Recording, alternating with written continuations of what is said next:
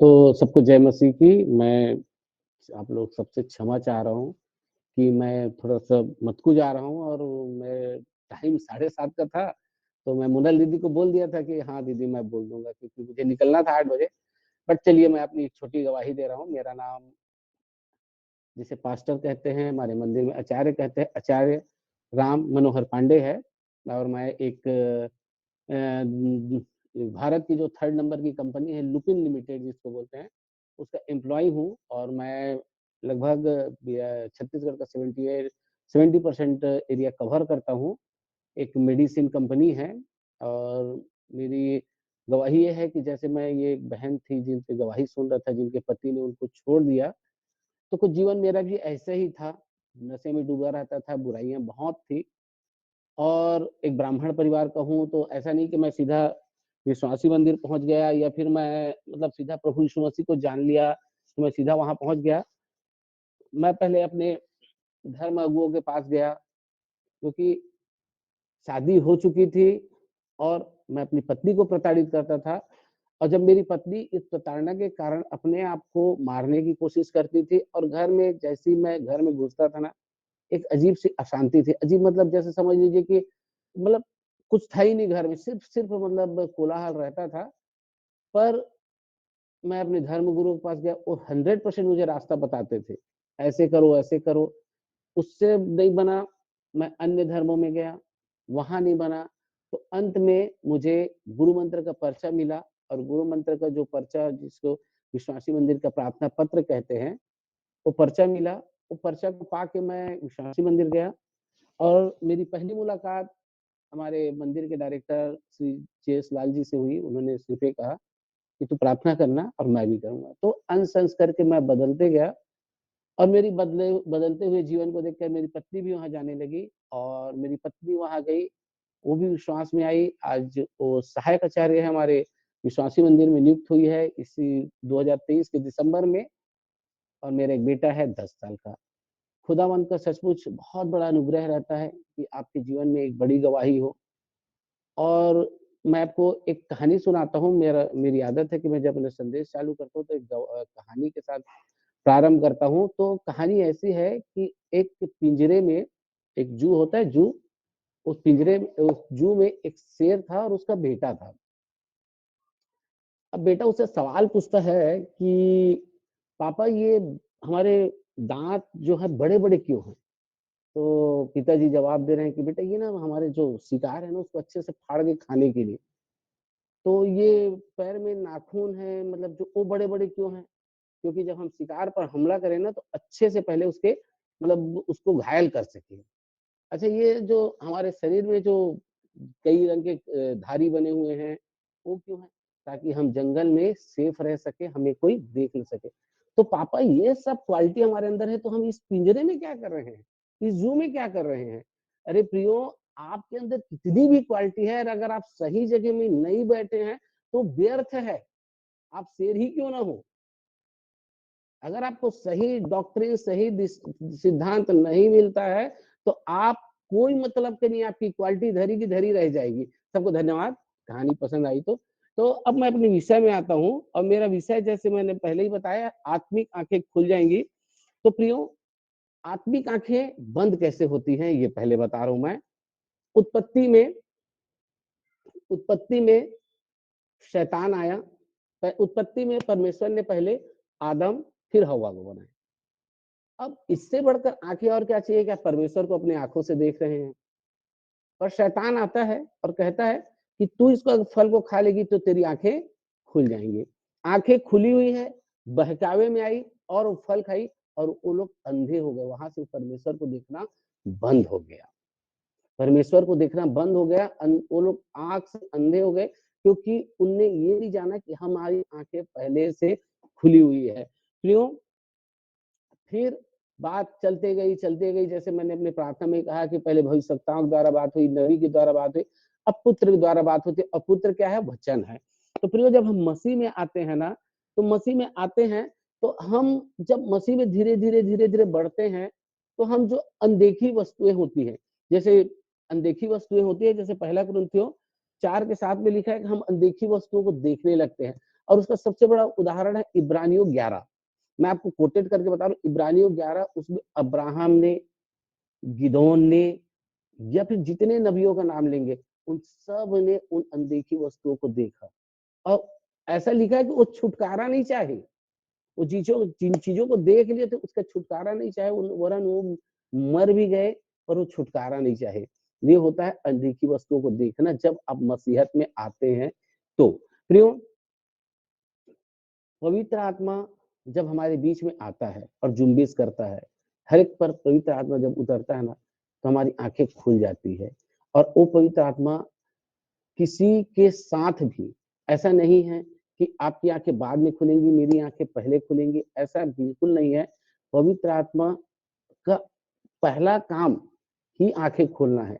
पौलुस जैसी गिरा, अंधा हुआ, जैसी उसकी आंखों की में प्रार्थना की गई, पवित्र आत्मा है, वो देखने लगा। सबसे बड़ा उदाहरण, पवित्र आत्मा आते ही आपकी आंखें खुलेंगी, आप वो चीजें, जैसे मैं बहुत सारी अभी गवाहियों को सुन रहा था, निश्चय आपकी गवाहियां बहुत बड़ी बड़ी हैं, पर शैतान इतना धीरजवंत है। मैं आपको एक अनुभव के साथ और स्टडी के साथ बता रहा हूँ, जो मैंने मतलब जो आज मेरा मैसेज का टॉपिक है, इतना धीरजवंत है, इतना धीरजवंत है कि वो आपको एक, जब हमारे जीवन में छोटी गलती होती है ना, छोड़ देगा, छोटी गलती कराएगा, छोड़ देगा, फिर छोटी गलती कराएगा, छोड़ देगा, फिर छोटी गलती कराएगा, छोड़ देगा।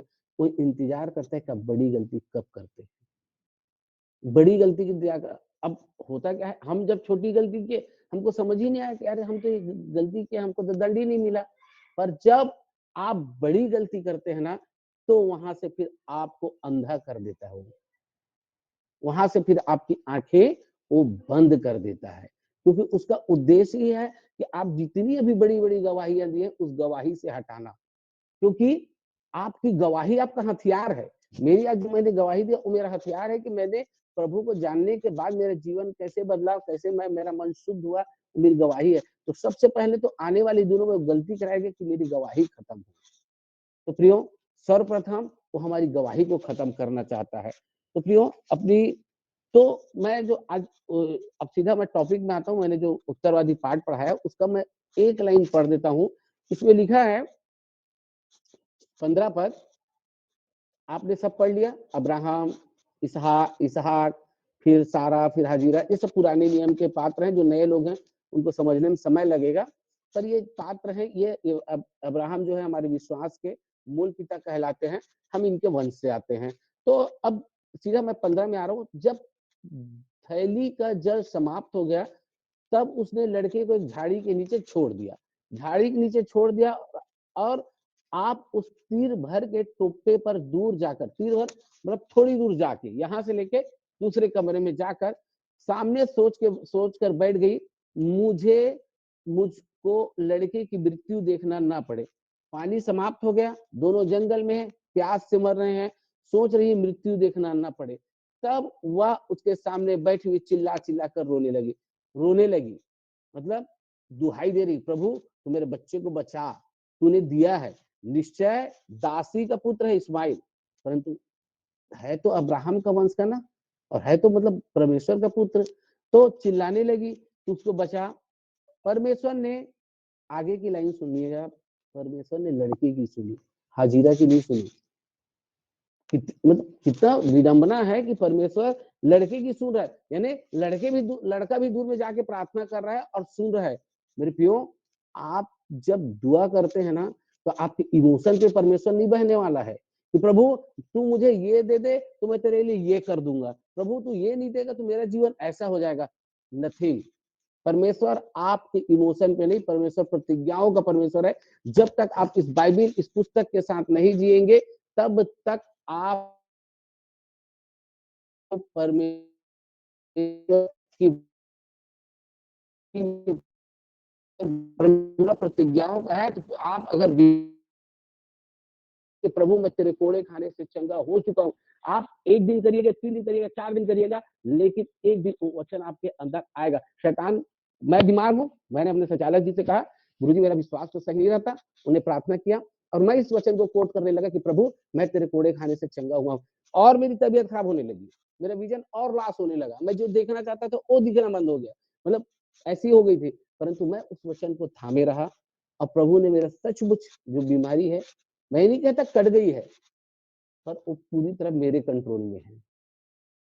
प्रियो, यहाँ पर हाजिरा दुहाई दे रही है और दूत आके कहता है, दूत क्या कह रहा है यहाँ पर? दूत कहता है, हे हाजिरा तुझे क्या हुआ? मत डर, क्योंकि जहां तेरा लड़का है वहां से उसकी आवाज सुन ली गई है, तेरी नहीं। तू चिल्लाते रहा, तू बैठ जा, तू रो ले, नहीं सुनी जाएगी। अगर परमेश्वर का वचन आपको याद नहीं है तो आप कुछ भी कर लीजिए, आप कितना चिल्ला लीजिए, अगर आपको परमेश्वर की प्रतिज्ञा याद है कि उसने, अगर आप बेरोजगार हैं, आपको याद रहेगा तो उसने कहा है कि तुम्हें किसी वस्तु की घटी नहीं होगी, तो नहीं होगी, इस दृढ़ता के साथ। लेकिन उसके लिए आपको इस शास्त्र के साथ जुड़ना पड़ेगा। परमेश्वर और किसी तरीके से आपसे बात नहीं करेगा, इस शास्त्र से ही जुड़ेगा। ये धर्म शास्त्र है, इसको एक परिभाषा दी गई है, ये संतों का लहू लुहान पुस्तक बोलते हैं इसको। इस पुस्तक का नाम संतों का लहू लुहान है, ये परमेश्वर का जीवन है, परमेश्वर का चरित्र है। तो प्रियो, मैं जैसे आपको बोलना चाह रहा था कि आत्मिक आंखें खुल गई, तो आगे जो लिखा है ना कि जब हाजिरा के पास स्वर्गदूत गया और कहता है तेरे बेटे की सुन ली गई है और वहां पर कुआं है। देखिए कुआं कितना दूर है पता है आपको?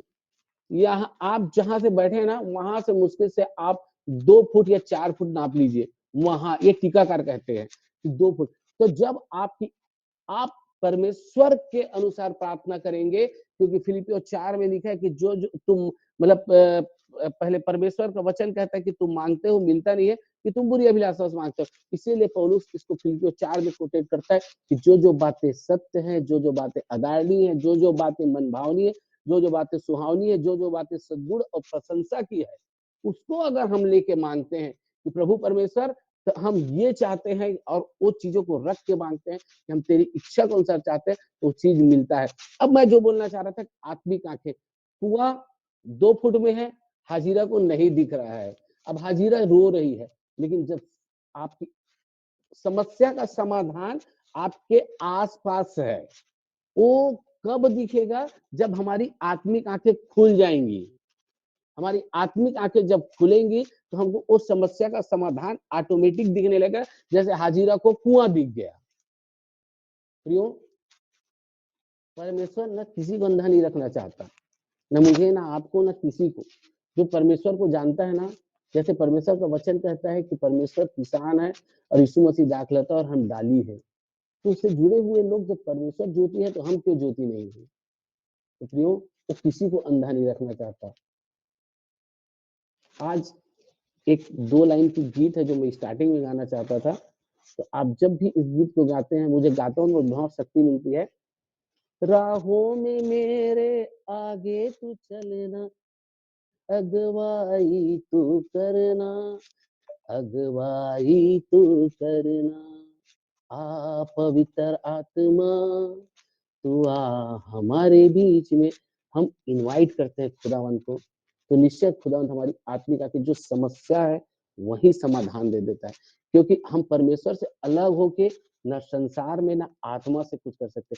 और परमेश्वर से जुड़ाव का एक ही कारण, एक ही रास्ता है, आपके पास ये जो शास्त्र है, जो पवित्र शास्त्र है, जिसे हम बाइबल भी कहते हैं, जो परमेश्वर है। प्रियो, इतना कह के मैं अपने वाणी को विराम देता हूँ। मेरे दुआ करिएगा, मैं मत खुद नहीं कर रहा हूँ। सबको जय मसीह की।